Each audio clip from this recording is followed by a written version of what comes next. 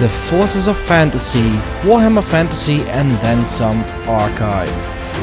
I'm your host, GJ. Join me as we take a chronological look at all the materials that have been released for Warhammer Fantasy battles and related games.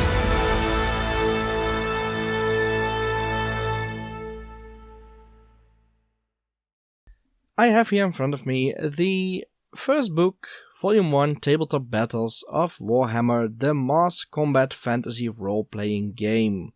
Now, if you are not familiar with these books, they were printed in black and white only. You get no color there. The cover art is by John Blanche, at least the cover art on the box. And the illustrations in the books are by Tony Ackland. And like I said in the intro to the show, the text of the books was written by Richard Halliwell, Brian Ansell, and Rick Priestley, who in 1983 still went by the name Richard Priestley. Now, book 1 of the Warhammer Fantasy first edition Mass Combat Battles, I keep mixing up these words, gives us an overview of how to play the game. We start with a little bit of an introduction, and then we go on about movement and the turn sequence, psychology. Then we cover the rules for shooting and combat, and then there are some general guidelines for playing tabletop battles and fighting in dungeons. Because Warhammer 1st edition was very much a combination between what would later be a tabletop game and a dungeon crawler game like Dungeons and Dragons, for example. That's my go-to example. If you've seen the video, you know that. So how do you play Warhammer 1st edition? The first thing that I should say is that I was surprised to learn how many things that we see here at the very beginning of 1st edition are also part of the game in later editions, and some of these have stayed all the way up to and including 8th edition. So I'm not going to read through the entire book, but I will pick out some passages here and there. We start with our introduction, and it says, this booklet is the first volume of the Warhammer Fantasy wargaming system. It contains rules which can be used to simulate anything from a small skirmish or dungeon adventure to a huge pitched battle. And then it goes on to say what you need: figures, rulers, dice, model scenery, and once you have mastered the rules, you'll be able to use them in adventures or battles of your own creation. The very first thing that jumps off the pages when I browse through these books is that, to cite Pirates of the Caribbean, the rules are more like guidelines. This is just something as a springboard for your own creativity. Every other page the book seems to scream, you go and make up your own stuff, do what you like, as long as you have fun. There's a little bit about the notation that's used for dice. That's something that you always get in the beginning of these Warhammer books. That's something that stays through all the editions. And what's very nice here is that we get a sense of scale. 1 inch on the table equals 1 pace, and 1 pace equals 1,000 of a mile. So that would be a little under 6 feet. 5 miles is a league, and 1 pace is also 2 meters. So those scales don't match up exactly, because a little under 6 feet is a little bit more under 2 meters, but if you round it up, then it is sort of correct, I guess. So these measurements and scales help you as a games master, or someone who designs the table, the layout, the scenarios, to get a sense of scale and to convey the correct proportions on the tabletop. Now, the first thing that we get here in the start of the rules is the turn sequence. A game of Warhammer consists of an active player and a passive player. Well, it doesn't even say that you have 2 players here. You can have, I guess, more than 2 players. It just says that the game progresses by each player taking a turn in a strict rotation. During his turn, a player is referred to as the active player. flip a coin or something to see who has the first turn. This is also something that you will see a lot in these first editions. Just do something like this. Just approach it in this way. No definite rules on how to do it exactly. Flip a coin or something. Well, maybe I don't like you and I'm going to flip the table and then I get the first turn. I don't think that's what the rules meant, but yeah, in later editions, the rules got a lot more legalistic and the loopholes were closed a lot more. So each turn, if you are the active player, consists of the following sequences. First, you get the movement phase, and the active player in the movement phase may move any of the figures that he wishes, but none of the other players may. Then you get the shooting phase, and in the shooting phase, all of the players may shoot with any ranged weapon. Then you get the combat phase. Any opposing troops in base contact fight with each other, so if you're already in combat you fight even if it's not your turn. Then, as something that's new to anybody who played only the later edition of Warhammer, you get the second movement phase. And the active player may now move any of his troops again as long as they didn't fight in the combat phase. But in this phase you may not move closer than 4 inches within enemy within 4 inches of enemy troops. This is the reserve part, so you're bringing up your reserves. Then you get the magic phase. The active player may cast and implement spells. And finally you get the rout phase, and in the rout phase you determine basically who's going to flee and pursue. It gives you some examples on how this works. So for example, a bowman may move in the first movement phase, then shoot in the shooting phase and move in the second movement phase. Or if you are armed with a sword, you can move twice. Unless you are fighting, then you can't move in the second movement phase. These rules, it goes on to say, have been designed to use with Citadel model miniatures. And the details of the armor and the models provide most of the information necessary. So it's basically what you see is what you get. And then it goes on with some specific information about that. Troops may at any time use any of the weapons depicted on their model. So the visual aspect is very important here. Then we get into the first phase called movement. In the movement phase, you may move the following distances. You may move in any direction. In movement phase 1 and in movement phase 2, you may both move up to your full move allowance. And it gives you some examples of how troops move. Halflings, they move 3 inches, and as they are armored, then they only move 2. Orcs and humans, 4 inches and 3 respectively. The dwarves move 3.5 inches regardless of whether they are armored or not. And an elf moves 4.5 inches, except when he's armored, then he moves 4 inches. You can also have some mounts here. Horses move 8 inches, wolves 9 inches, and boars 7 inches. And that's something that has stayed consistent throughout the editions, or at least in the later editions. Then you get some rules for difficult ground. What is difficult ground? What can you do? Difficult ground is half your movement. Crossing obstacles. What are obstacles? Also half your movement. You get some rules for charging. Charging is the only way to get into hand-to-hand combat. That's also something that stayed the same throughout the editions. And you may only charge in the first movement phase. Now what's different here is that if you are charged as a passive player, you may declare a counter charge. So unless you are, for example, an infantry unit charged by cavalry, then you cannot do this. Or if you're charged by flyers, then you also cannot do this. But if you are charged as infantry by infantry or as cavalry by cavalry, you may counter charge. And what happens then is that the troops meet in the middle and the charger loses his charge bonus. There are also some other reactions. You can also run away, your standard flee reaction, and there's also a stand and shoot reaction, which is not covered in this section, but it will be covered in shooting. It goes on to talk a little bit about how you can move your units. It discusses wheeling and turning. This is all stayed the same.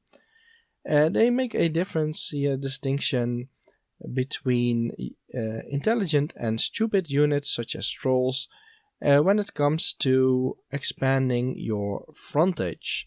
That's something that was, especially in the Hero Hammer era and a little bit also in 6th edition, there were rules for that. But then it died out in later editions because I guess it wasn't used enough. So yeah, if you have intelligent troops, then you may expand or contract your formation with up to 4 models per move. So that's per point of movement, I guess. And this may be done whilst moving and incurs no penalty. And if you are stationary, then this rate may be doubled. Except if you are stupid, then you first must test, and then you may expand up to 2 models per rank per move. There's also some rules about interpenetration. I know that sounds a little bit dirty, but basically what it means is units cannot move through each other unless you are a friendly unit of skirmishers moving through a different friendly unit of skirmishers. Then we get into the psychology section. Hate, fear, terror, frenzy, and morale. Now, I will not go into detail in the psychology section because I just did that a couple of weeks ago.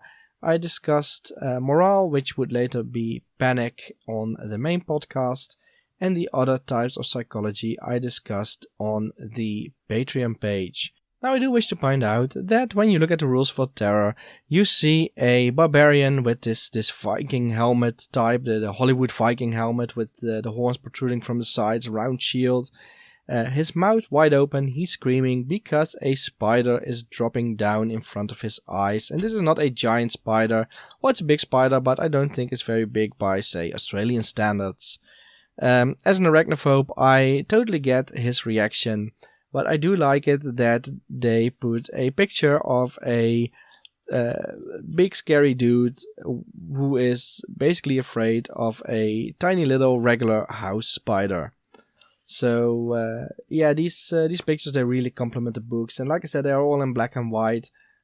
Pen drawings, I guess they are. Maybe I'm not too familiar with the methods of drawing, but yeah, you basically get shading by putting in more lines next to each other. So I guess that would be something like that.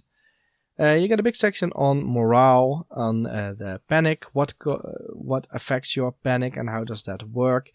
And then we get into shooting. During the shooting phase, the active player may shoot with any of his missile-armed troops.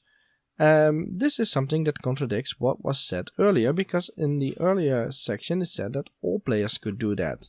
Maybe it is the active player goes first and then the other players go. But I don't really see that mentioned here. So what you get is that the first thing you get is a chart with missile weapons. And there you see some things that have also remained the same basically throughout the editions. You get different kinds of short bows. They have a short range of 0 to 8 inches and a long range of 8 to 16 inches. It's no longer short, it's not yet. Short range is half of long range. It is in most cases, except for some of the more exotic weapons like a sling, javelin, dart, throwing axe, things like that. Improvised weapons, then you get some deviations there. Also something as an aside here is that there are a lot of spelling errors in these books. This is something that bothers me as an editor. I see these errors, I can't do anything about it, but there are inconsistencies in spelling, there are missing spaces, there are for example here javelin is spelled J-A-V-A instead of J-A-V-E-L-I-N. So yes, sometimes there's a period missing at the end of the sentence, sometimes there isn't. It's very inconsistent, and this just gets under my skin.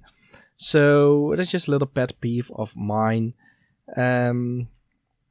Right, let's get into the rules a bit more. The different missile weapons, they are given an attack strength. And the attack strength is a number, but the number is also followed by a word. For example, improvised weapons have an attack strength of 1 and they are weak. Your short bows and infantry bows, they have an attack strength of 2, which is normal. Long bows have an attack strength of 3, which is strong.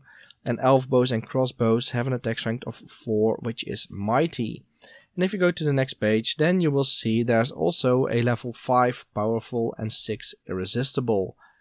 And these are not mentioned in the table with the missile weapons, but they do apply to larger sized weapons like siege weapons and cannons. Not only do you get these names next to the numbers for the bows, you also get that for the bow skill level, and we will see it will also happen for some of the other stats. So the bow skill level, what later would be the ballistic skill, you get a number between 1 and 10. 1 is inexperienced, 2 is poor, 3 is normal, and then you get 4, 5, 6, 7, 8, 9, which is in order proficient, adept, skillful, accomplished and expert, and 9 and 10 is both master. It gives you a score needed to hit, and this is basically the same table that it always was. Your ballistic skill is... Sorry, no, let me rephrase that. The score needed to hit is 7 minus your ballistic skill. So if you have a ballistic skill of 4, you need 3s to hit. You get some modifiers, and these modifiers are also mostly the same as they are in later editions. +1 for a large target, -1 firing from a moving mount. You do not get a -1 moving when shooting when moving, when walking. You do get a -1 if the firer is wounded. That's definitely a role-playing thing that you don't see in later editions, at least not in the post-Oldhammer editions. -1 when you're firing at a skirmishers, -1 against soft cover, -1 when throwing improvised weapons, -1 firing at long range, and -2 firing at hard cover. And then, when you have determined if your shots hit, you go to the you compare the strength of the missile to the toughness of the target. And the target has a toughness grade, which is a letter from A to F. A is small, weak creatures such as halflings and lesser goblins. B is average creatures such as men, elves and goblins. And lesser goblins, I guess, would be something like snotlings in later editions, and goblins are just goblins. C is large-ish creatures, orcs, tough creatures such as dwarves. D is trolls and small giants, large scaly monsters. E is giants and medium-sized scaly monsters, and F is dragons and other very large monsters. There is not a one-to-one comparison between these letters and the later number system for toughness. If you do make a comparison, then I should say start with A equals 2, and then B equals 3, and then you move up the scale. It's not one-on-one. Some of these things differ or are placed in different categories in later editions. But that's sort of how it goes. So if you then compare the strength of the missile versus the toughness grade of the target, there is certainly no consistent if this then this, which you would get with later editions when you compare the weapon skill or the strength versus toughness. But there is a little bit of a method to the madness. So for example, if you have a strength of 1 and you go against toughness A, then you need a 4+. If you go against toughness B or C, it's a 5, D or E is a 6, and an F is no chance or no effect. And if you have, for example, a strength of 6, then if you go against A, B, C or D, you get an automatic kill. Against E, you get a kill on a 3+, and against F on a 4+. Now sometimes you have to roll a 2+ to hit in the case of strength 4 or 5. If you have an average bow and you have strength 3, then you hit A on a 3, B and C on a 4, D and E on a 5, and F on a 6. So there's a little bit of a method there where the same letter is repeated twice, the same number is repeated twice for 2 letters, but not always, because the number 2 sometimes appears and sometimes disappears. So when you've done this, then you calculate how many wounds you've done. If you get a single kill, then the model has only 1 wound, then they are dead and the model is removed. And if you have more than 1 kill, then you can sustain more wounds. But the wounds must be saved by an armor save. The armor save is very similar, it's just a simple d6. If you have a shield or chainmail armor or a metal breastplate, you get a 6. If you have a shield plus a chainmail armor or complete plate armor, you need a 5+. Plate armor plus shield or mithril armor is a 4+. And mithril armor plus shield is a 3. Mounted miniatures may add 1 to the dice. That's been the same throughout editions. And if you have weapons requiring the use of both hands, you cannot gain a saving throw advantage from having shields, because they are on the back or they are dropped. So you get an extra 1 for barding there. So this is basically just what it is in later editions, except that some terms are used here that are not generic terms in later editions. You also get a strength modifier. If you have a strength of 4, it is -1 on the armor save, 5 -2, and 6 -3. So that's also something that has remained the same in later editions. We get some additional rules here about using mounted figures, crossbows which may not move and fire, shooting at individual figures. If you are in base contact with a unit as a character, you may not shoot against them. Even individuals within 5 inch of a unit may be engaged at short range only, and not within 5 inch of a unit may be engaged normally.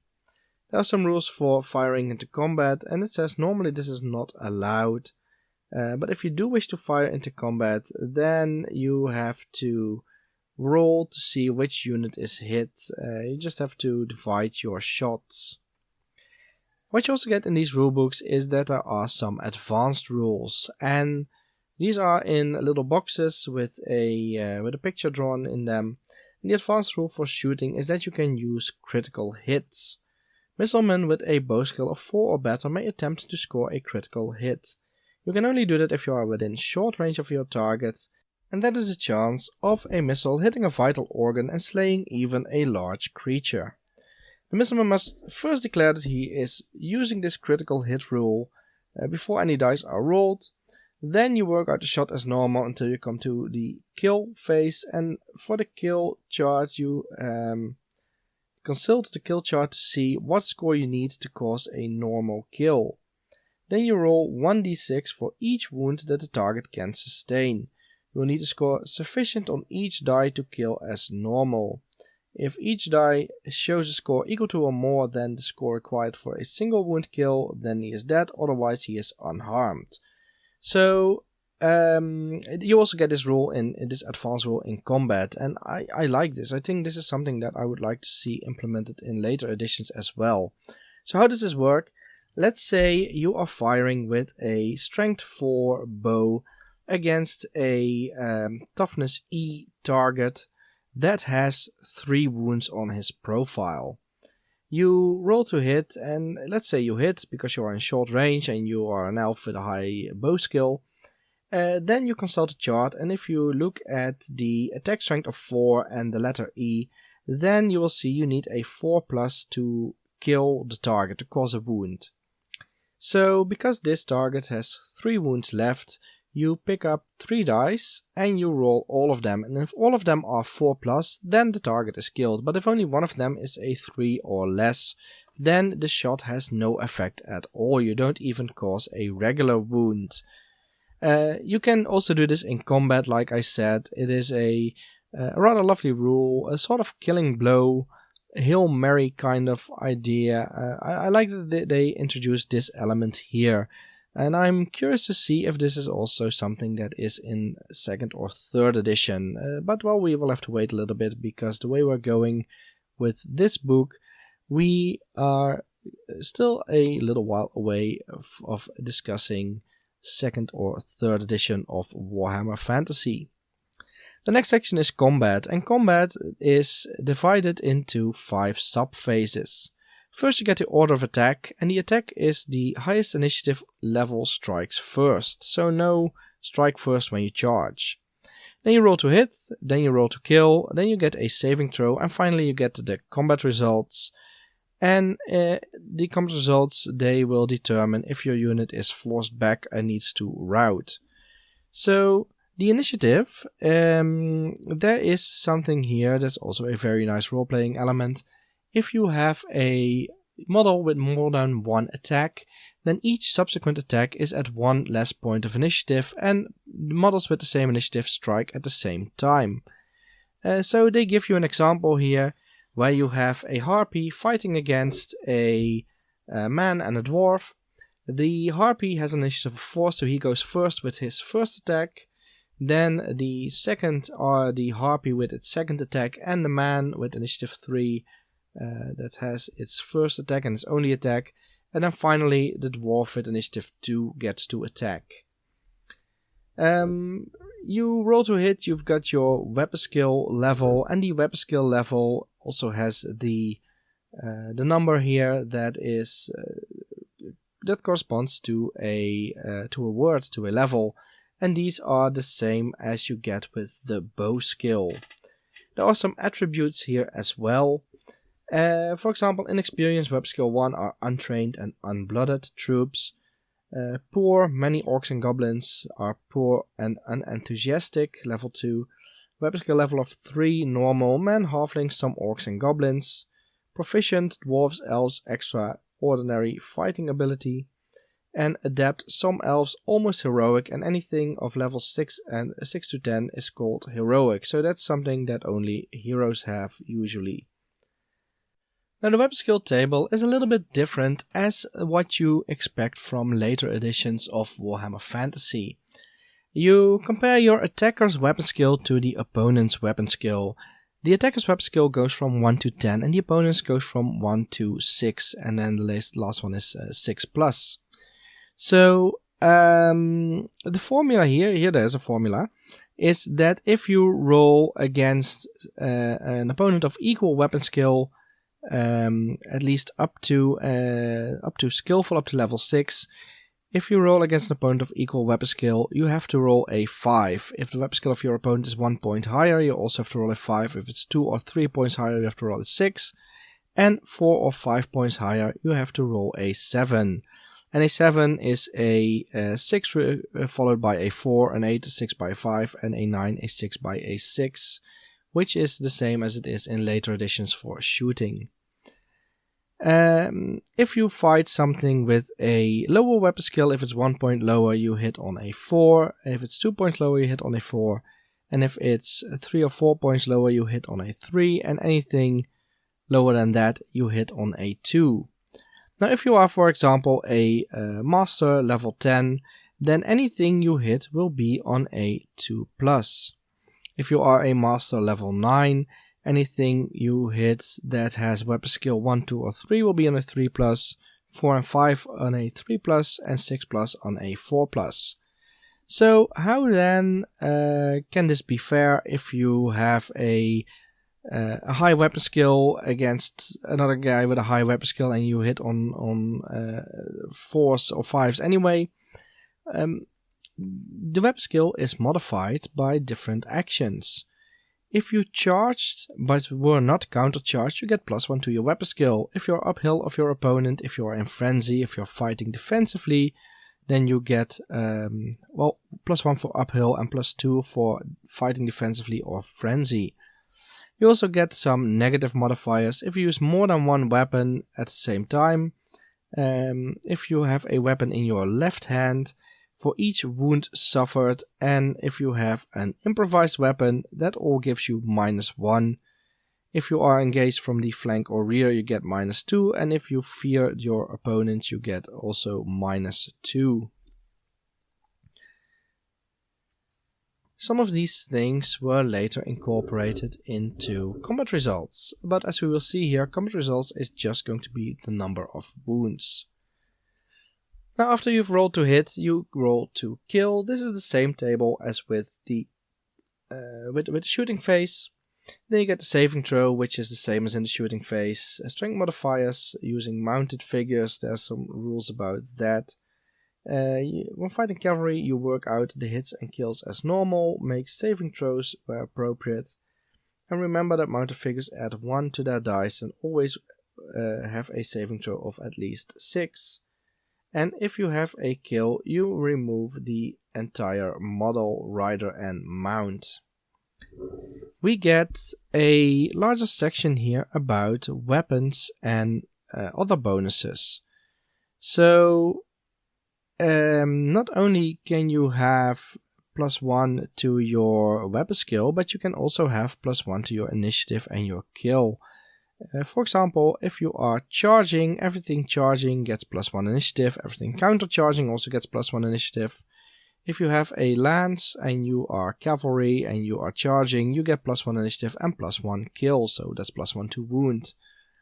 If you have a heavy cutting or crushing weapon, you get +1 kill. If you have an armed monster, or if you are an armed monster with strength 4 or more, you get +1 kill. If you have a long weapon, you get +1 initiative. A light cutting weapon gives you +1 initiative and +1 to hit. And a heavy cutting or crushing weapon gives you -1 initiative and -1 to hit against troops in skirmish order. A light cutting weapon, -1 to kill against troops in shock order, which is, I guess, just your regular block of troops. And then it goes into categories, what consists as what weapons. It gives you some examples. So for example, two-handed axes swords, those are heavy cutting weapons, so are halberds. Two-handed swords, axes, flails and maces count as up to 6 foot long.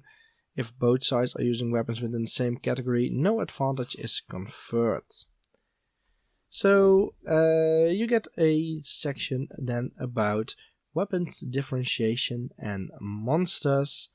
So some of these monsters, they do not get any modifications because even though they have a light weapon, it's still going to be big. So there's some shifts there in the weapon categories for monsters. There's a little bit about wounds. If you have multiple wound models and you cause multiple wounds, then you first remove an entire model and then carry over excess wounds to the next model, and you don't divide the wounds between the models. That is just the same as it is in later editions as well. And then we get to an interesting section, which is combat results. You count the number of wounds and kills on each side, and the side which has caused the most has won. If neither side has caused any wounds or kills, then the combat is a draw and nothing happens. Fight again in the next round. If you lose a round of combat, the troops who lose are pushed back 2 inches. And the other ones, the guys who win, they move along 2 inches, but they may also bend, as it is called here, up to 4 figures around the enemy formation and attack them in the flanks.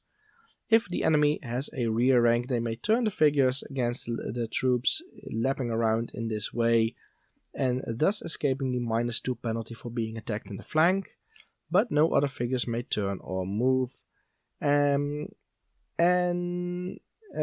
may not move figures from the back ranks any faster than you could normally expand frontage, which is 4 figures per move usually. Troops pushed back 3 times successively are routed, so you have to do some bookkeeping here. Some troops are especially valiant or cowardly and will rout on more or less moves. Orcs and goblins and trolls rout after 2 rounds, elves after 4 rounds, and dwarves you have to beat 5 rounds in a row before they rout. If they rout, then you break from combat. This is in the final phase, the rout phase, and this is basically just going to be flee and pursue. However, you don't roll for this, you just flee your normal movement and you pursue your normal movement. At the moment that the troops turn and flee, the attackers get an extra attack round. And if you pursue and you catch them, you also get a round of attack. So it's not an automatically destroyed in this edition. You can choose to either hold or pursue, but if you choose to pursue, you will continue pursuing until the routers are out of distance. You are attacked by another enemy, all the routers are destroyed, or you later wish to hold your pursuit, but then you have to roll a 6 on a d6. Now we get a nice little advanced rule here, which is follow-on combat. That's an option for troops with an initiative level of 6 or more. If they win a round of combat, they may attempt to gain a round of follow-on combat. To do that, you roll a d6 and you will need a score of 4 or more. So you get a 50% chance there. If you are successful, you may fight another round of combat immediately. And if you are fighting against something, then you keep fighting against it. If there's nothing there, you can make a 3-inch move to engage a fresh enemy. And you can keep doing this until you roll a 1, 2, or 3. It gives you the advanced rule for critical hits here as well. And there's another advanced rule for knocking out. This is also one of those role-playing things.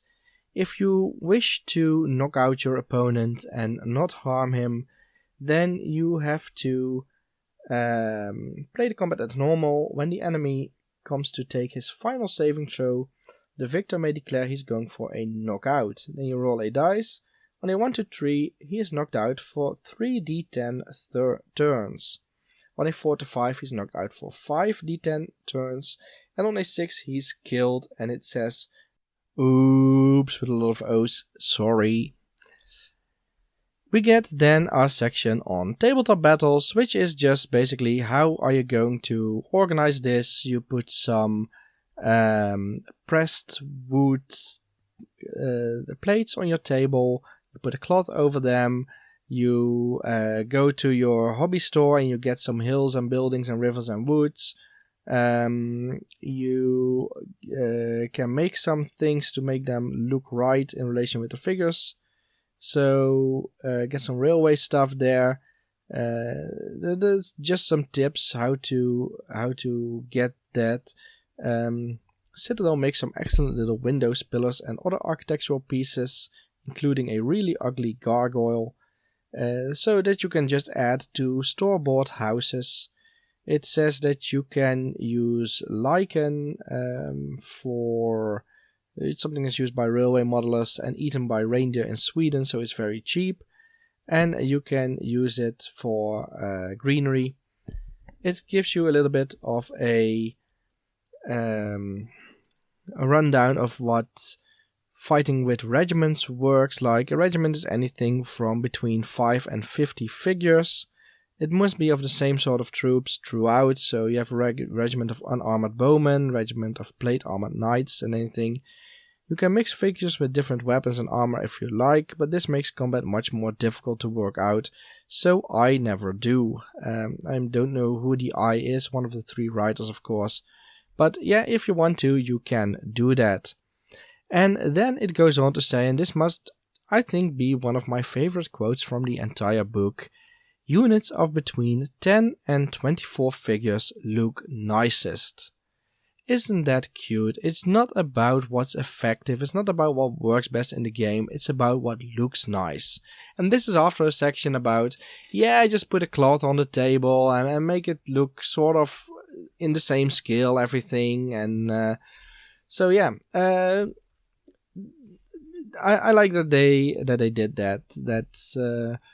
That shows you where the priorities lie in this edition. You get a section on bases, and that's if you want to rank up your models, you have to put them on bases. They don't come with bases supplied in these eras, so you just have to get some cardboard and you have to cut out some rectangles. And the rectangles have to be squares for halflings and lesser goblins of 15 by 15 millimeter. Elves, dwarves, goblins, men and elves are 20 by 20. Orcs and hobgoblins 25 by 25, and cavalry are on 25 by 40 mil bases. If your troops are armed with missile weapons, then they can be skirmishing To do that, if you are on a square base, you increase the front by 50%, so a 20mm base becomes a 30mm base. You can also increase the side if you want to, so that they remain square. Skirmishers can move through difficult terrain at normal speed, -1 inch because of the extra flexibility. So you don't lose half your movement, you just lose 1 inch there. And if you are on a cavalry base, then you just add 5mm to the front for your base for mounted skirmishers.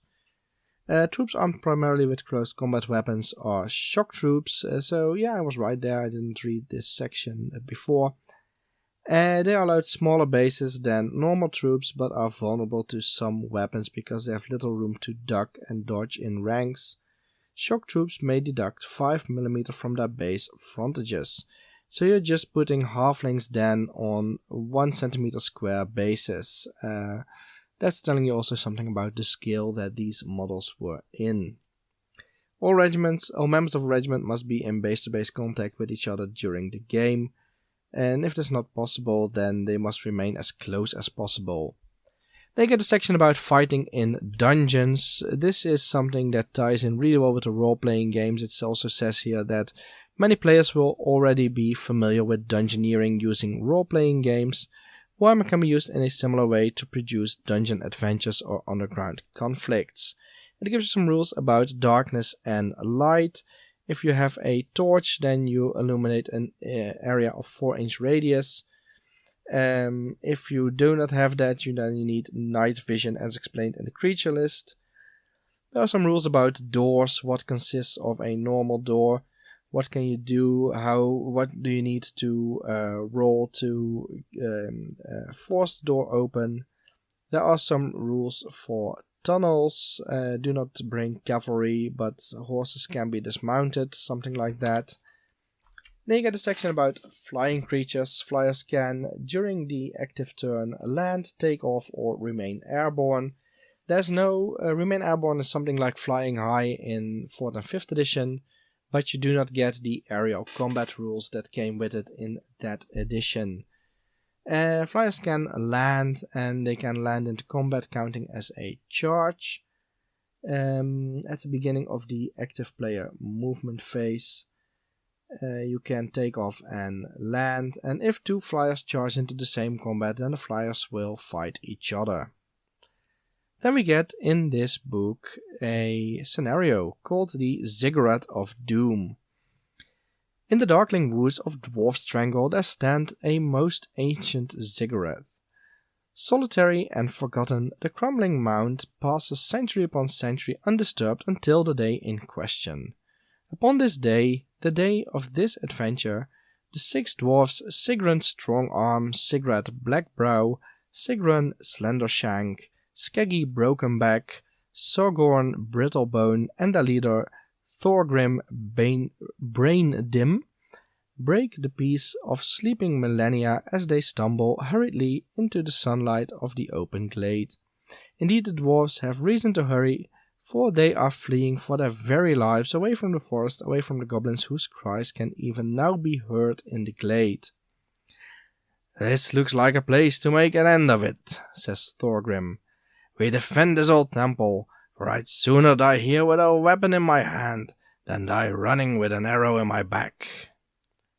All the others murmur their agreement in the sullen way of dwarves, and the company deploy themselves on the ziggurat, ready to meet the onslaught of goblins. Now I'm also going to read out this next section, because this tells you how to make the ziggurat. The ziggurat may be represented on your table by books or boxes, or even drawn onto a sheet of paper. If you're using books, lay down strips of stiff card representing the ramps, drape a lightweight cloth over the construct, and push it well into shape. The ziggurat is surrounded by a glade of and dense woods all around. So this is definitely something that is not from later editions, especially not 7th or 8th edition, where it is buy these expensive plastic miniatures because these are the exact miniatures you need to represent these features on the table. Here's just, Just stack up some books, put a little bit of cloth over them, and you're good to go. So, in this scenario, one player plays with Thorgrim and the dwarves. The dwarves, they all have the same profile. They have a move of 3.5, web skill 7, bow skill 4, strength 2, toughness C, 2 wounds, initiative 3, and 2 attacks. They are slightly higher than normal dwarf characteristics because these are noble and heroic dwarves. It is suggested that the player uses such models as are available to him from our range of dwarf warriors, so please do buy our miniatures then. They should all have at least a male coat, but they sometimes wear them hidden under other garments, so yeah, just get any dwarf that you want. 2 of them have either a crossbow or a bow and a sword or other weapons. Thorgrim is a famous dwarf chieftain and the bearer of the ancient warhammer Fobane, a symbol of his lineage and majesty. His characteristics are even better than his fellows, and Fobane is a magical weapon that has added advantages. You get a map of the area there with the ziggurat consisting of 4 layers. Some of these stairs have seem to have broken at some parts, and then there's some woods around them. Thorgrim's got a move of 4, web skill 8, bow skill 4, strength of 3, toughness C, 3 wounds, initiative 5, and 3 attacks. He's got a coat of shining mithril, which gives him a 4+ saving throw or 3 if he has a shield. And Fobane causes fear and ultimately death against all non-dwarf targets. Each hit must be saved against as for poison. We haven't covered the rules for poison yet. I'm sure they are in a later book that we are going to cover in more detail in another episode. And it causes fear within 15 inches for all non-dwarf types. It also allows its wielder to go in and out of frenzy anytime he wishes. The goblin player is represented by the other player. His objective is to attack and kill as many of the dwarves as he can. He starts off with 3d6 goblins which can enter from any table side in groups as the player wishes. And during the next 3 moves you may receive up to 6 reinforcements per move, determined by a d6 at the beginning of each of the active player moves. And then you receive the number of figures indicated. So you get anywhere between 6 and 36 goblins that you have to defeat as dwarves. But the average would be around, let me calculate this real quick, 21 I believe, yeah, 6 times 3.5. So 21 goblins versus 6 dwarves. And the dwarf player tells them where these reinforcements arrive. This represents the odd goblin getting lost in the chase. Goblins have a move or 5 or 6. This is because there are some different types of goblins that you can roll. Goblins, red goblins or night goblins, depending on what figures the players have available. The first 6 goblins rolled can be hobgoblins, much tougher than ordinary goblins, and the goblin player can have a chieftain, Gutnorg Bristlenose, who has slightly better than average hobgoblin characteristics. Gutnorg has the move of 5 or 6, web skill 5, bow skill 2, strength 2, toughness C, 2 wounds, initiative 3, and 2 attacks. You get some special rules for this scenario. Troops who look for rocks at the beginning of the active player move will find them on the ziggurat. On a throw of 4, 5, or 6 on the d6, rocks may be dropped in the shooting place from higher levels to the troops immediately below. So as a dwarf you want to climb up and search for rocks, drop them on your opponent's heads. They will hit on a score of 7 on 2d6 and each hit has a strength of 2. Thorgrim and his companions have time to position themselves where they like on the ziggurat and collect 46 rocks that they can place anywhere they wish. So that's before the game starts. The defenders may during any move hide behind broken masonry if they are on a higher level than any missile attacker, and this way count as being behind hard cover. The ziggurat consists of levels, ramps and broken ramps. Broken ramps may not be ascended, they may be crossed from one side to the other at the same level at half speed. Ramps may be ascended at normal speed, and levels may not be ascended or descended except by ramps. So yeah, you can do some nice things over here with where you place those ramps and make it a little bit more difficult or more easy for the goblin player to gain access to the ziggurat. Victory. The goblin leader receives 2 points for each dwarf slain except Thorgrim, who's worth 6 points, and the dwarf player receives 1 point for each move he survives with at least one dwarf left alive. The winner is the player with the highest number of points after the play ends or after all the dwarves are dead. Using this system, the players can play the scenario twice, swapping roles over to produce a fair and even score. And then goes on to give you some suggested tactics for this scenario. This sounds like a lot of fun. I definitely do want to try this at some point. Yeah, I have never played any of the Oldhammer editions, and I would like to try this. I just need to find someone willing to be an opponent here. We move into our final section. I'm going to over this all because this is a large section, and these are just the creature lists. They do give you a couple of rules here, including the rule for poison. Poison, some creatures have poisonous attacks. Hits caused by poisonous attacks must save as normal. Creatures hit by poison must then save against poison or die instantly. Each poisoned hit is saved for separately. The d6 saving throw against poison is 1 dice pip per strength grade. So for instance, if you have a strength grade of 1, you need a 6 to save, 2 requires a 5 or 6, 3 requires a 4, 5 or 6, etc. Models wearing any form of metal armor may add 1 to their dice scores. Another rule you get here is regeneration. Some creatures are able to regenerate wounds. This is simulated in the following way. When a figure is killed, instead of removing it from the board as normal, turn the model around or place a marker against it. This figure is then regenerating and takes no further part in the combat, though the figure is still moved around with the unit. At the end of each player's active phase, throw a d6 for each regenerating figure on the table, including regenerating figures of all players. On a 1 to 2, the figure failed to regenerate and the model is dead. On a 3 to 4, he's still trying to regenerate, try again next move, and on a 5 to 6, this regeneration is successful, and the model can be turned around and continue to fight as normal. There's also a subsection called Animals. Animals are not subject to morale rules, the rules for panic. They are affected by fear, terror, and hatred where applicable. All animals are subject to stupidity. Magical or fantasy animals such as giant rats and giant wolves are regarded as being semi-intelligent and are not subject to stupidity if led or ridden by intelligent troops. We get an index to the lists. There are 5 lists here. The first one is men and humanoid monsters. Then you get large humanoid monsters, regular monsters, were creatures, and undead. There are some things here that are, I'm not going to read them all out, but some things that are that have stayed throughout the editions of Warhammer Fantasy. Of course, you have men, elves, halflings, dwarves, orcs, and goblins.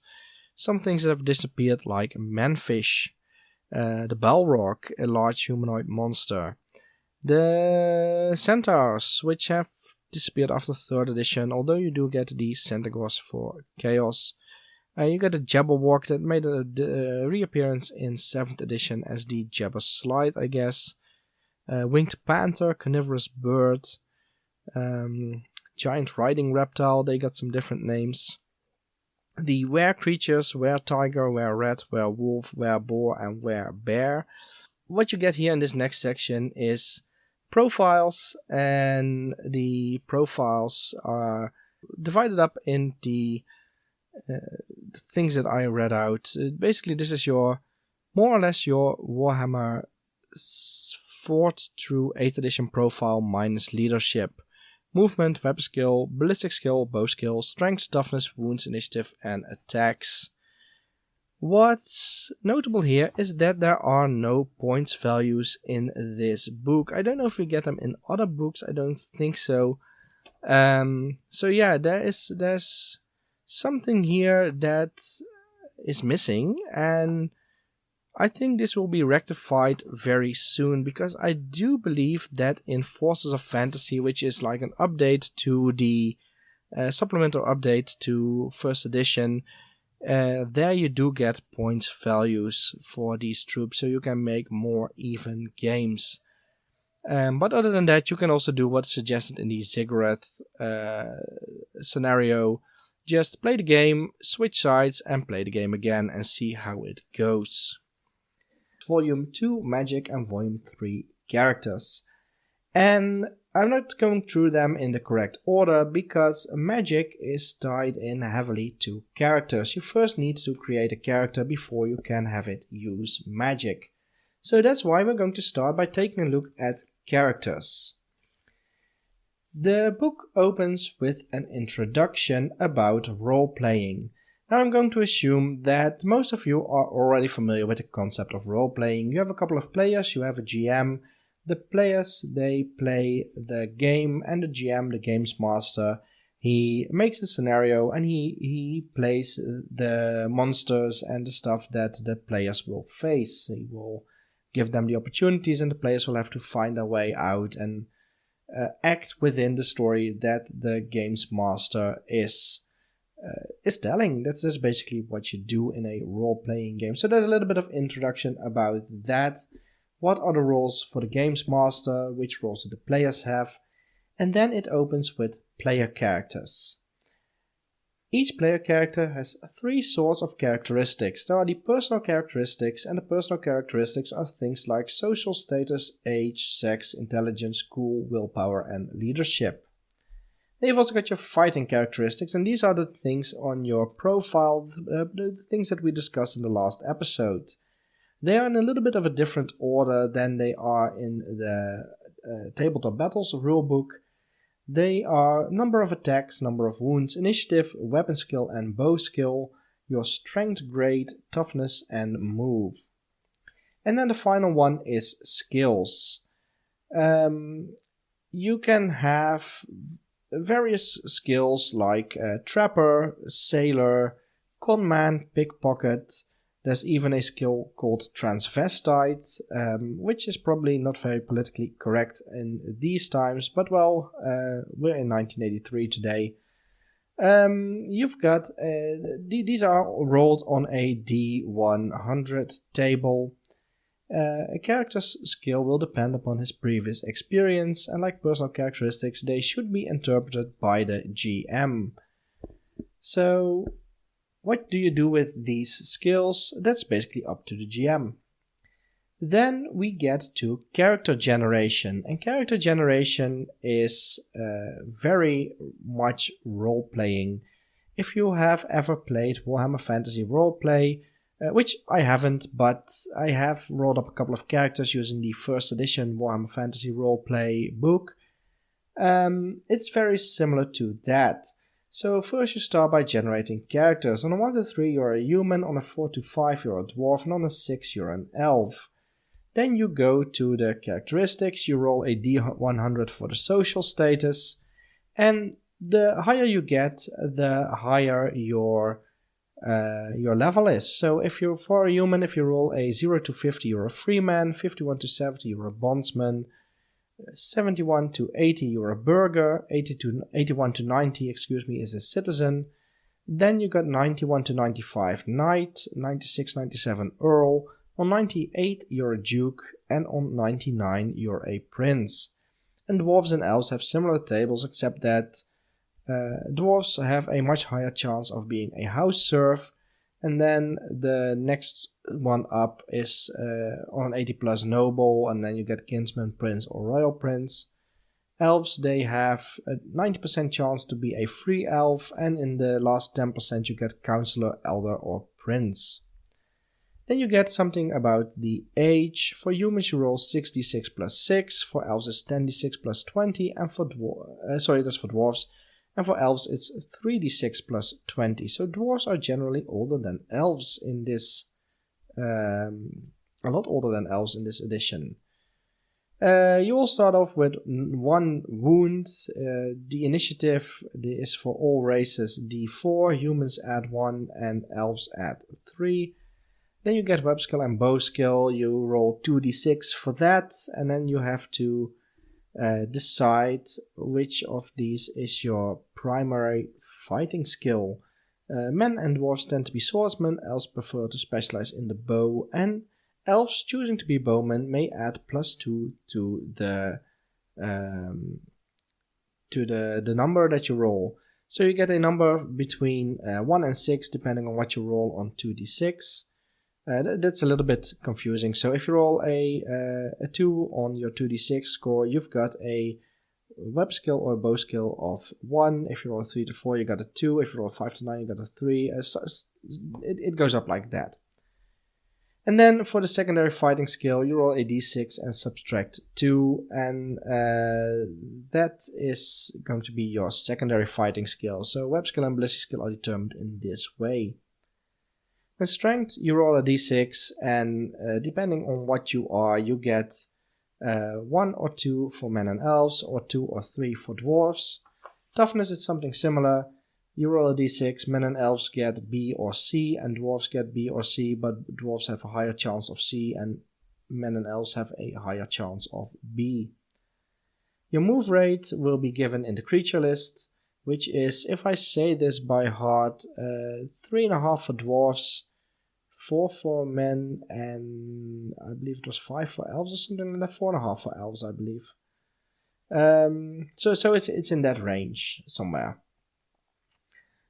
You roll 1d4 -1 to determine the number of skills your character has, and then you roll that d100 table that I mentioned before. If a skill is rolled twice, the GM can assume that the character has a second level in that field. Then you roll for, no, you don't roll for age, but you have levels for maturity. Men are mature at 18 and death is at 60. For elves it's 24 and 160, and for dwarves it's 32 and 240. So yeah, elves definitely don't live as long as dwarves, so that's not very Tolkienian of them. Intelligence, men 1d10, elves 2d6 plus 2, and dwarves 2d4 plus 4. Cool is 2d6, and for dwarves it's -2. Willpower, men 1d10, elves 2d6, dwarves 2d6 plus 4. Leadership, all races roll a d6, half the score rounded down, and depending on your status you can add 1 or 2. Your number of attacks starts off as 1. You get some money depending on your social status level, and yeah, then you are set to go. The next section is about character advancement. So as you roleplay, you gain experience points because you do things. The GM awards them. It's usually for stuff like killing monsters, but also for roleplaying you can get experience points. For solving puzzles you get experience points. And depending on how many experience points you get, you can do things with those. You can increase your stats. There's a section here, it starts off with a section about what you want to do. If you want to continue as a fighter, or if you want to become a wizard. You need to do that before you start accumulating experience points. And if you want to become a wizard, you have to roll some extra stats. So a wizard will need a constitution, and the constitution is equal to your willpower plus 2d6. You also need a life energy level, and the life energy level is dependent also on a roll. Men get d10 plus 200, and dwarves and elves get 2d6, not plus times, d10 times 200, and dwarves and elves get 2d6 times 200. And as we will see in the magic section, this is something that can... Basically, your life energy is, you start off with a finite amount of life energy, and when your life energy runs out, you die. Usually this happens only because of old age, but if you cast spells, life energy can drain faster. So wizards, on average, live shorter. That's why you need life energy. You also need a wizard mastery level, and your wizard mastery level is 1, but you must have an intelligence of at least 5. You choose one level 1 spell to begin your career, so you're a one-trick pony if you start out as a wizard. Boy, it sounds fun to generate a character in this way. Tell you what, I am going to do exactly that. But not for this podcast episode right here, right now.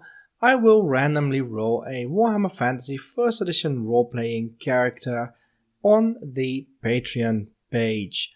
So if you wish to hear how that goes and whether I will be a man, a dwarf or an elf and which my social status is going to be, you can listen to it on the Patreon. And this is a good point for me to tell you that our Patreon is non-tiered, so you can join us for as little or as much a month as you like. Alright, let's get back to the book. After character generation, there is something about experience points. It will tell you what will happen if you are a fighter, for example, and you capture an enemy. You gain double the points for the that you would normally get. For each kill, the fighter will receive the number of points equal to the monster's strength grade, and creatures with a toughness of D count as double points, E count as triple points, F count as 5 times as many. Not etc. because it only goes to F. GM may award additional points, and those additional points are things like killing an enemy, hero, or leader. So all of these things get you experience points. Then, if you have accumulated a number of them, you can advance. If you have accumulated 50 experience points, you may advance initiative. If you have 100, you may advance your secondary combat skill. So if you are a fighter, you will probably choose weapon skill if you are a dwarf or a man, according to the book. So then you have to advance your ballistic skill, your bow skill. Let's see, I'm not sure how this works. I don't think you buy these things. So it's basically you accumulate experience points, and as soon as you reach 50, you get initiative. And as soon as you reach 100, you advance your secondary combat skill. Wizards also, they have an experience table, and that is, for example, Constitution or a new spell or a mastery. And at sometimes also you can choose, it may advance any of the above. Wizards can gain extra experience points through clever and successful use of magic. That's all up to the GM, and there's some penalties. If you cast a spell wrongly, it will cost you 1d6 times 10 experience points. Characters have some maximal levels. They cannot advance any one fighting characteristic indefinitely. There are maximum values given.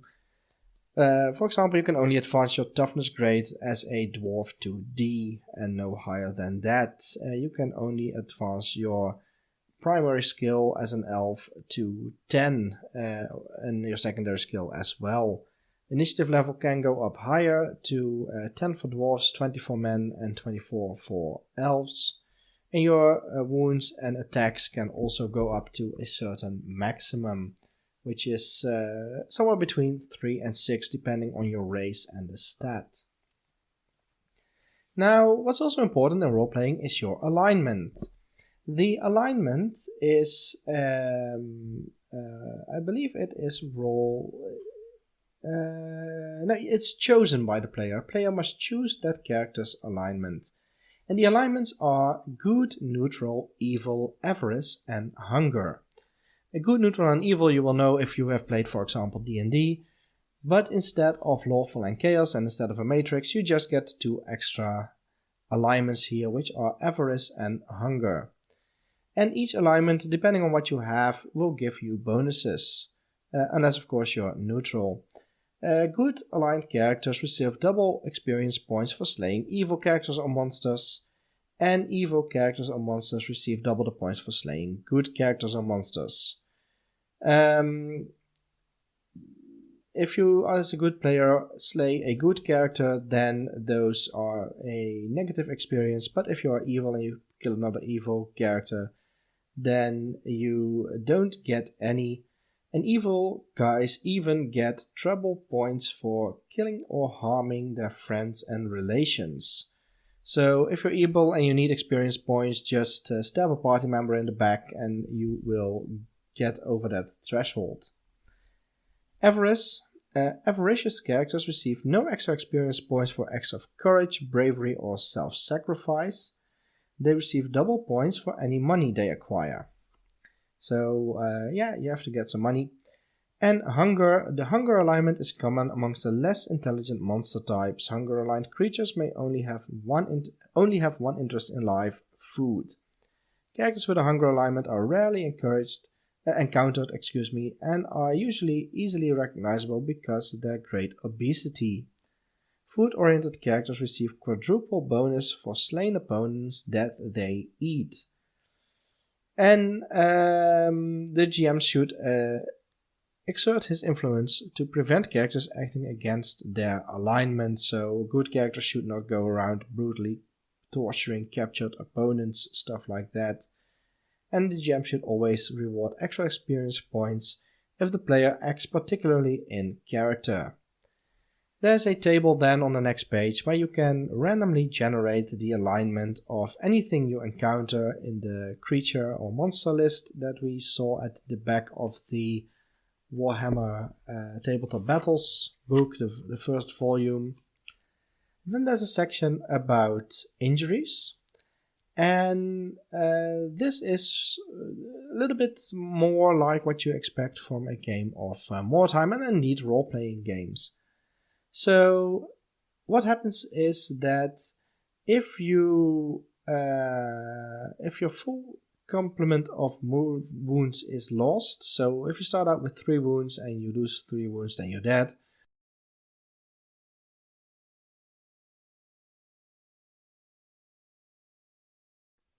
But with long-running campaign adventures, more detail is needed. When the player is killed, roll a d100. Usually the result will be that rather than being killed outright, the player has suffered some form of injury. So for example, if you score between a 1 and a 42, you get a light wound, and anything from a 43 up is a severe wound. Depending on the number you roll, you get, for example, a concussion, a wound on one of your arms, on the leg, or your head, a wound in your eye you can have. You can be out of action for a number of turns, ranging from, let's see here, 1 to 20 d6, and the time to recover can be from none to 1 week, 2 weeks permanent. There are some effects. And on the 70 plus it says here that you will be out of action for 1d6 turns, the time to recover is permanent, and the effect on recovery is dead. So it's basically you're bleeding out. And then there's a risk of death, which is a percentage.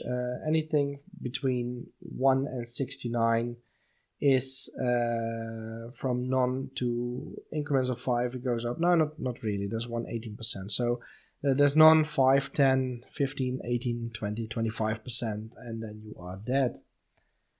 You can be out of action for a number of turns, which speaks for itself. Time to recover, that's the length of time needed for the injury to heal. That also speaks for itself. The effects, that's what happens with you during this recovery time. And risk of death, this is the percent of chance that occurring during unconsciousness. If you are receiving medical attention, you halve the percentage. So, for example, if you have a pharmacist available. It goes on to an example about Rothnick Mad Hacker Redbeard, a Norman of some repute who has just slaughtered 23 orcs. He has taken 2 wounds. Then he meets another orc and he suffers his last wound, but he's out of action. He rolls a 27 on a d100 score. He's got a light leg injury. He's for 66 or 18 turns unconscious.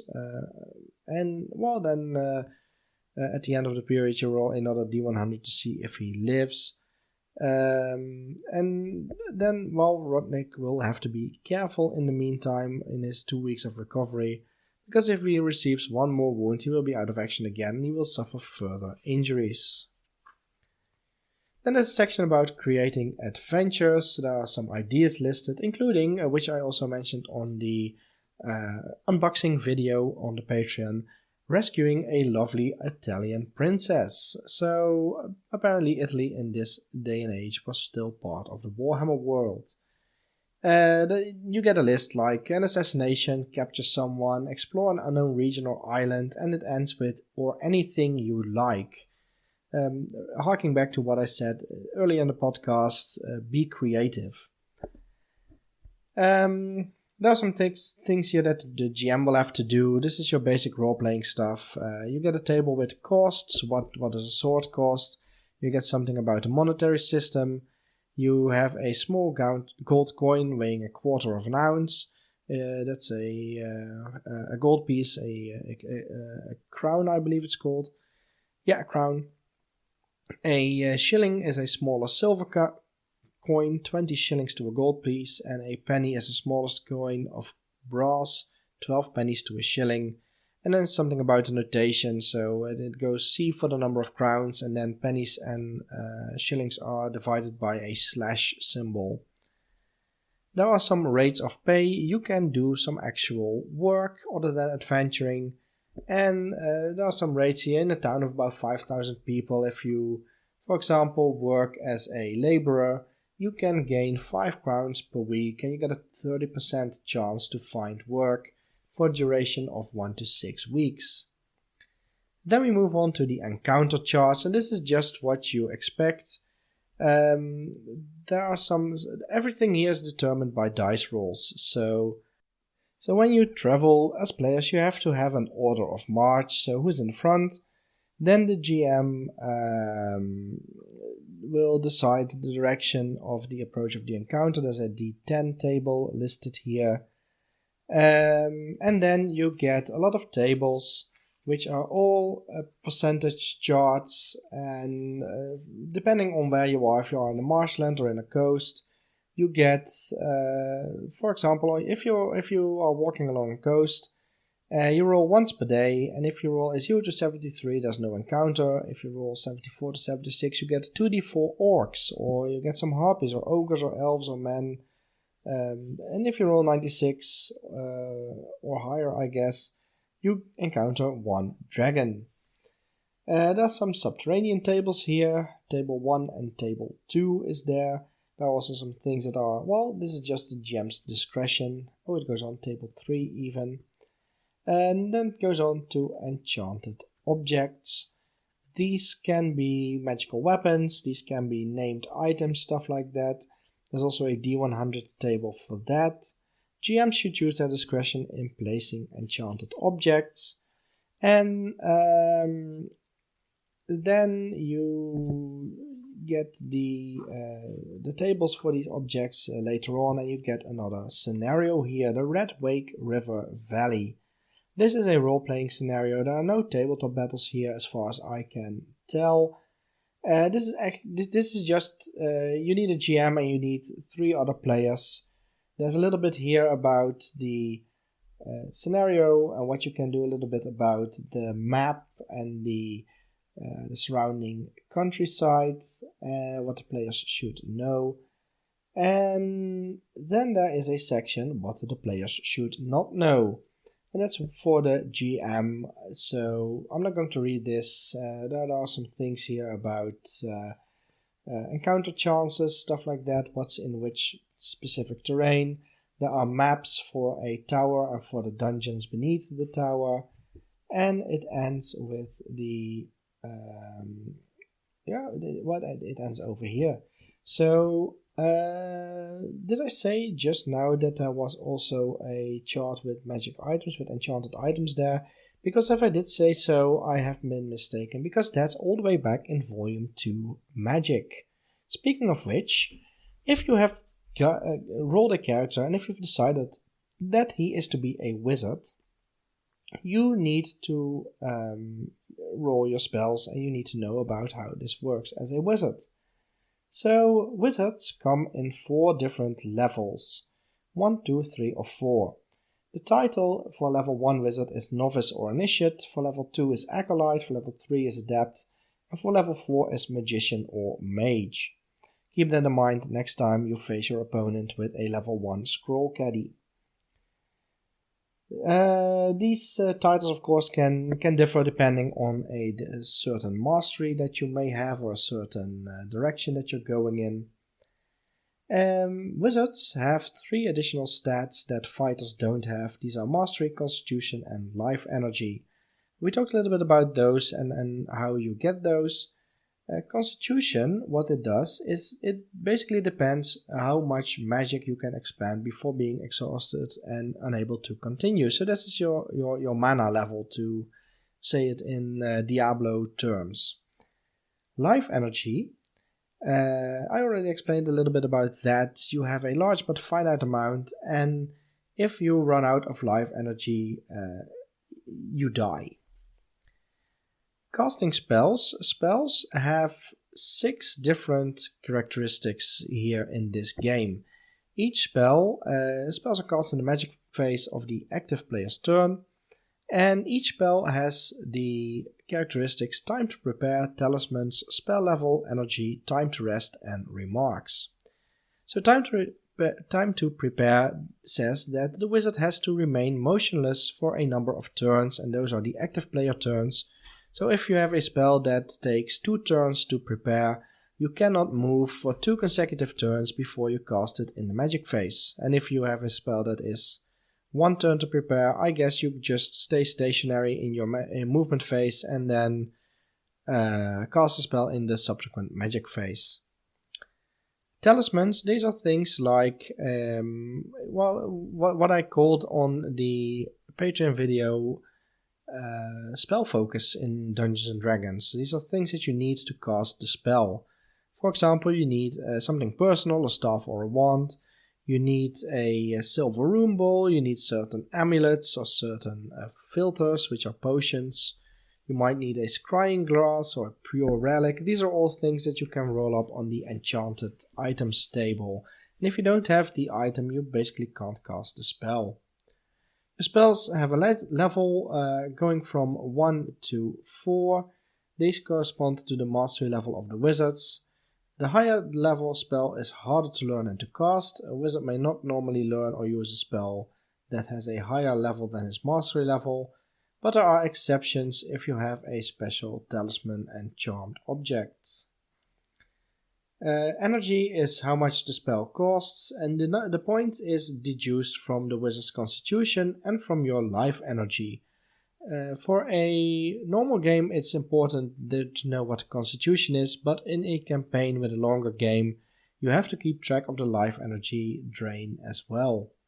And then you get time to rest. This means that after casting the spell, the wizard has to remain motionless in the own player movement phases, just as for time to prepare, but this is just to rest up a little bit from casting the spell. And the 6th characteristic, remarks, this just basically says what the spell does. There's something a little here about innate magic abilities. Wizards have some abilities which are magical sense. If you as a wizard touch an object which is in some way charmed or affected by magic, you will be able to sense this. There is also the trance of magical awareness. A wizard in the magic phase may enter into a trance.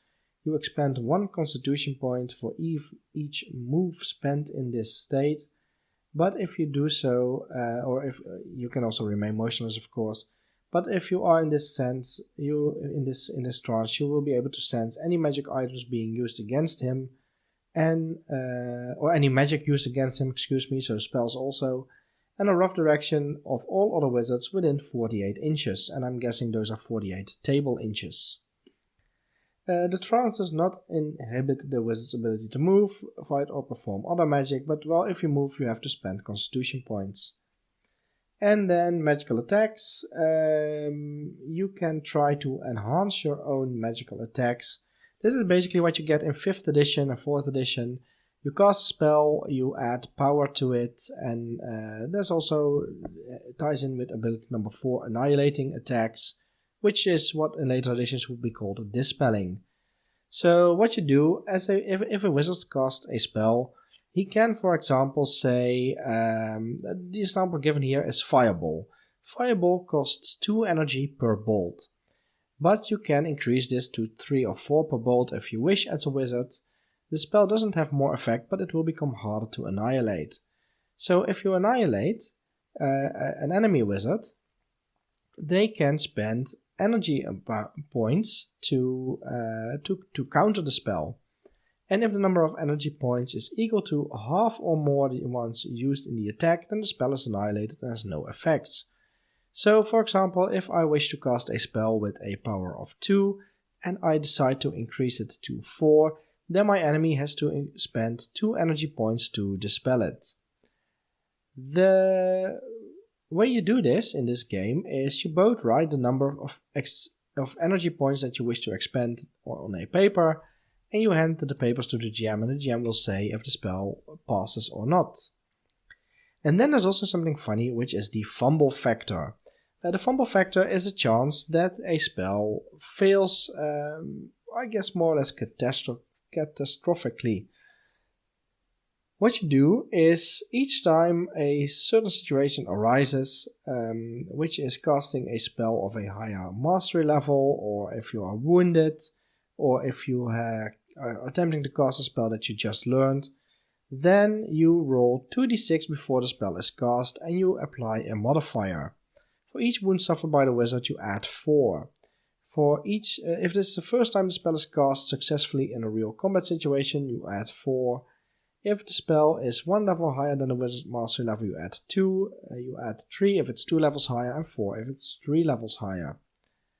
If the total score is 13 or more, then the spell has gone wrong. The game master must now take over, interpreting the result as outlined below.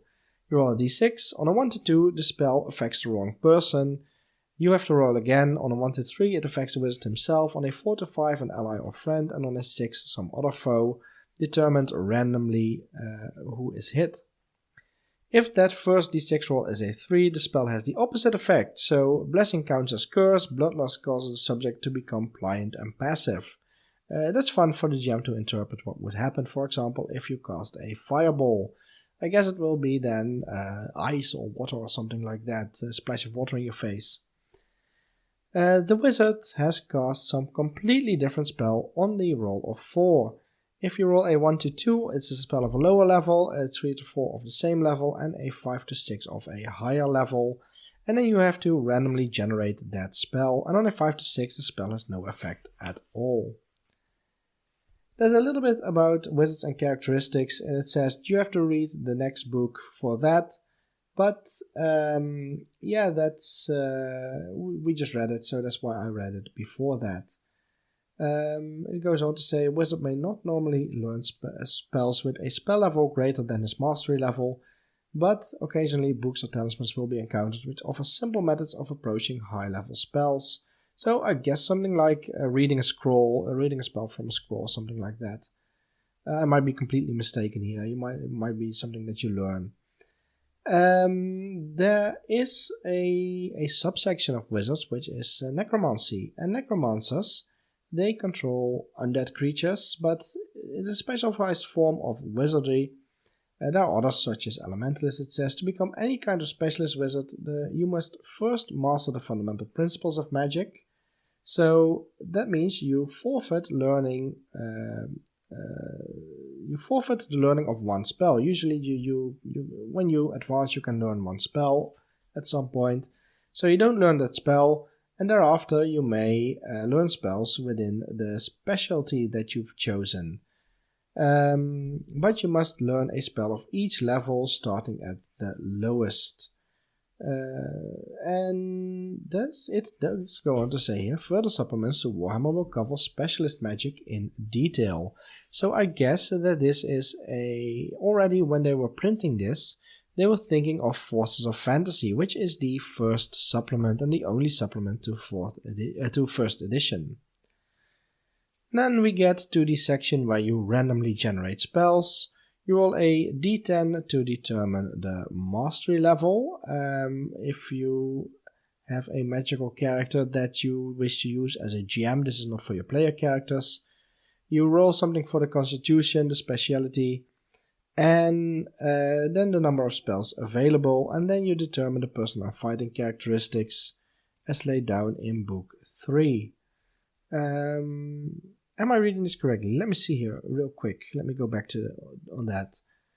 A particular scenario or encounter may call for a magical character to be used, or if the character has not been prepared beforehand, then this system can be used to quickly generate such a character. Okay, so yeah, this is not for players, but this is to generate enemy characters, enemy wizards.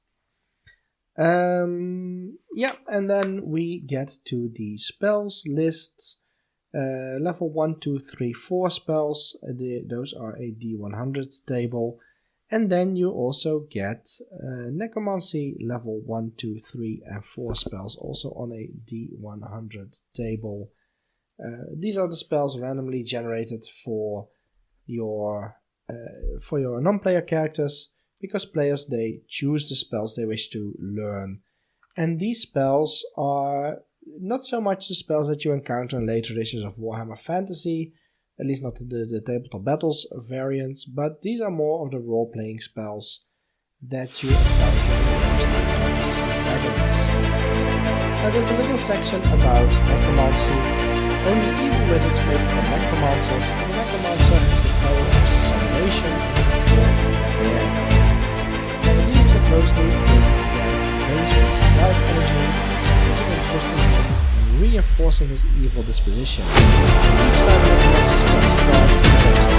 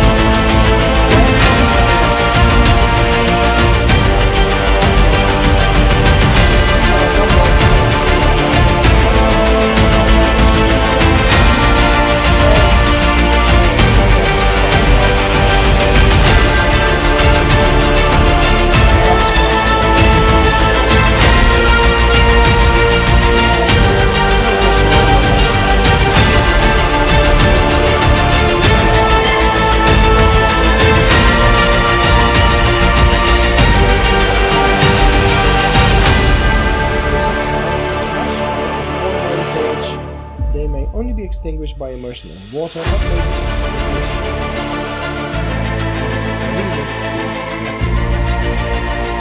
something like magic weapons, which is subdivided into different weapons.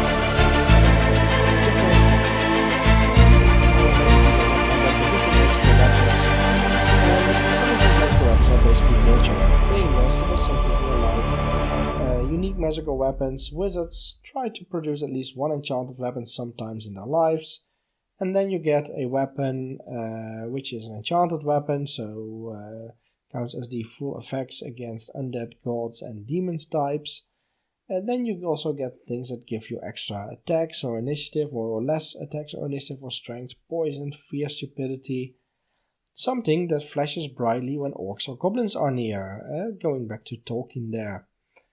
And also some named magic weapons. Yeah, that's basically the end of this volume 2. There is a 4-inch diameter summoning pentacle in the back that it says you can cut out, but you should probably photocopy, or at least I say you should probably photocopy and not cut into these old relics of Warhammer Fantasy.